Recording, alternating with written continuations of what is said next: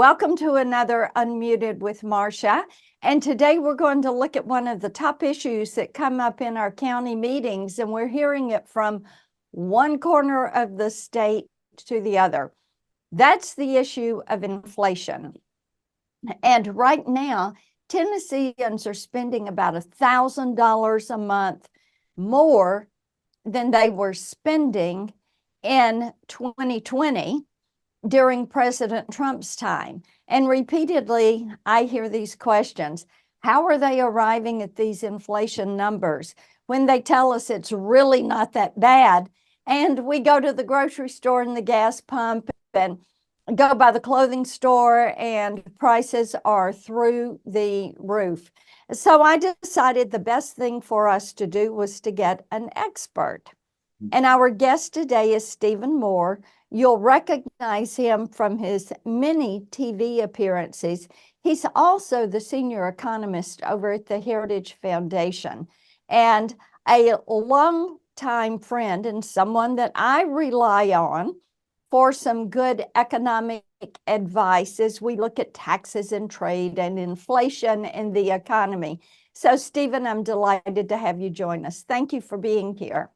Marsha, so good to be with you. And I was thinking that I think you and I first met when you were fighting against the income tax.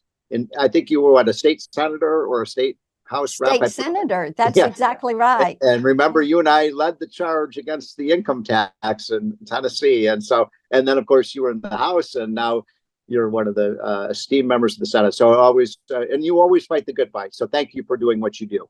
Absolutely. Well, let's start at this 3.4% number that they're rolling out, and people are really challenging them on it. And how is it that they arrive at that number? And then secondarily, I want you to explain core inflation, because that's different than the cumulative inflation that is really about 20% on Joe Biden's watch.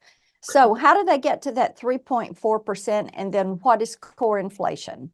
Well, let me start by saying I agree with the central premise of what this interview is about, which was prompted by a lot of your constituents who are saying, wait a minute, I'm facing a lot more inflation than 3.5%. And I'll just tell you a personal story that I think you and your viewers can relate to. You know, I do, a lot of Fox News and other interviews and things like that. And one time my wife was watching me talking about the 3.5% inflation. And she was so angry at me after that interview, because that's, of course, the official number. She literally grabbed me by the arm. She said, "You're coming with me to the grocery store and you're going to see what things cost." And, I was shocked, $8 or $9 for a box of Wheaties. And so the point of that is, you're right, that people, and by the way, when people would see me at the grocery store, they'd start yelling at me saying, "Why do you keep saying the prices are only up 3%? And so I got the message loud and clear, and I started looking at the numbers more closely, Senator, to see, what's going on here. And I'll just give you the short version. If you look at the things that people have to buy every day and every week or every month, you got to pay your mortgage, you got to pay your rent, you got to pay your electric utility bill, you got to buy your groceries, you've got to fill up your gas tank.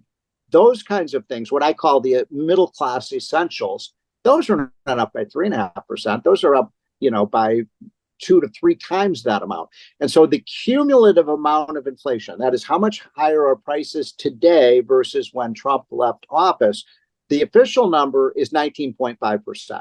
No, I don't believe that number. Do you? I think it's maybe a little bit more than that. Yeah, a lot higher than that, I think. I mean, in fact, when we look at those essentials that I was talking about, groceries, gas, rent, mortgage, utility bills, those are up anywhere from 25 to 40%. And that's why people are so angry. So that's number one. The real kind of middle class inflation, much, much higher. And this is why the average family has lost about $2,500 in purchasing power since Joe Biden came into office. My liberal friends keep saying, why don't they appreciate all the wonderful things that Joe Biden has done for the economy? I said, because they're poor. They can't afford to buy the things they used to be able to buy. Yeah, that's exactly right. And we hear it. And the numbers that we got this week from looking at, and these are numbers that are coming from joint tax and CBO. Clothing prices are up 7%, rent is up 20%, food prices are up 21%, gasoline prices are up 55%, energy prices are up 39%. Yeah. So as you're saying, when you look at that basket of goods that people buy, the prices are up so much. That's why people are spending $1,000 a month more to buy the same basket of goods that That's they right. could have bought in 2020 under Donald Trump. So they're feeling this impact. But then when they have this number of 3.4%, that is actually tagged to the month the year prior, correct? That's right. Yes. So talk a little bit about that and core inflation, what they pull out of that core inflation number. Yeah.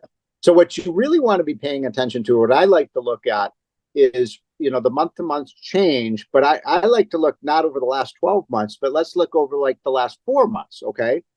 Then it's not 3.5%, it's closer to 5%.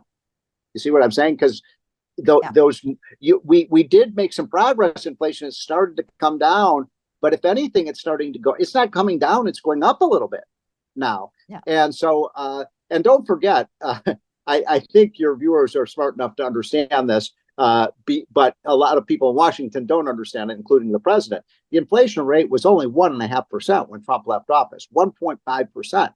That's below the Fed target. So we did not have an inflation problem when Donald Trump was president.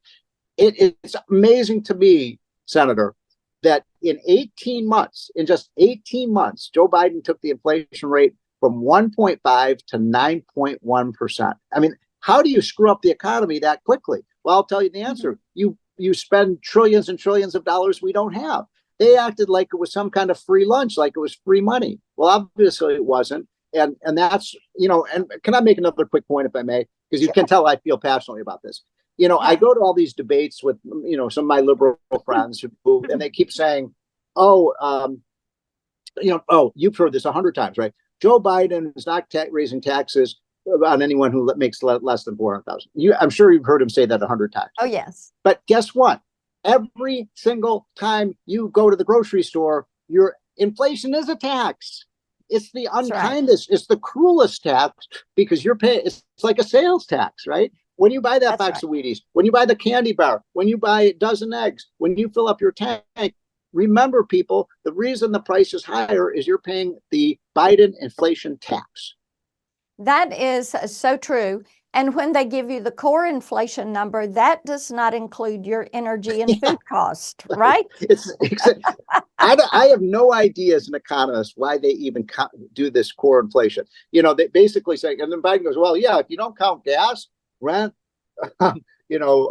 your food, your this, that, the other thing, that inflation's down. Yeah, but that's what we spend all our money.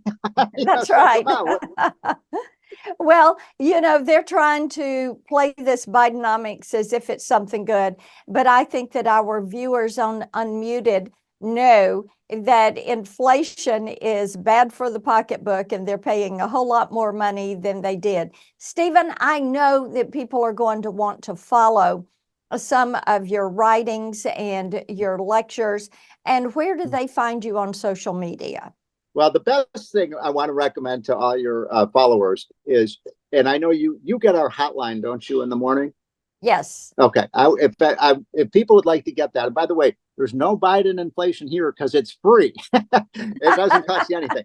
All you have to do is just go to committee-to-unleash-prosperity.com. That's committee-to-unleash-prosperity.com and sign up for the hotline. And I've had so many people like you and your colleagues who say, my friend Newt Gingrich the other day said it's the first thing he reads every morning. So we'll send it to you for free, and it gives you good economic and political news, and you can read it in 5 minutes every morning. So I hope people will sign up. And again, Senator, thank God you're there, fighting that fight, because sometimes it must feel lonely in Washington against the sea of misinformation that comes out of Washington is so frustrating.